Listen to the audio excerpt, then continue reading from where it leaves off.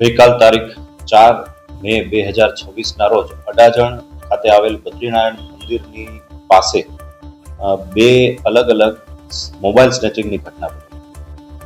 ઘટનાની ગંભીરતાને ધ્યાને લઈ સિનિયર અધિકારીઓ સહિત ઘટના સ્થળે જઈ તપાસ કરી અને ગુનો ડિટેક્ટ કરવા માટે વિવિધ ટીમો બનાવી અને પ્રયત્નો શરૂ કરવામાં આવ્યા, જેમાં ટેકનિકલ ઇન્ટેલિજન્સ અને હ્યુમન ઇન્ટેલિજન્સના આધારે આ સ્નેચિંગની ઘટનાને અંજામ આપનાર આરોપીની ઓળખ થયેલ.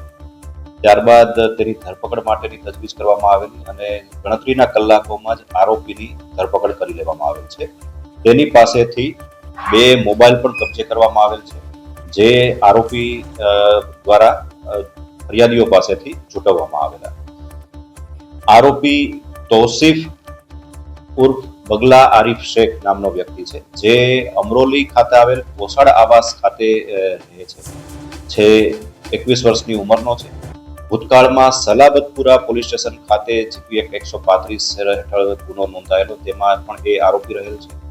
આરોપી મૂળભૂત રીતે મહારાષ્ટ્રના નાસિક પાસેનો છે. છેલ્લા 15 વર્ષથી પોસાડ આવાસ અમરોલી ખાતે રહેણાંક ધરાવે છે. આરોપી શાકભાજીની લારી ચલાવેલ છે, પણ છેલ્લા કેટલાક સમયથી પૈસાની જરૂરિયાત હોવાથી આ પ્રકારની પ્રવૃત્તિમાં શરૂઆત કરેલ હોવાનું જણાય આવ્યું છે.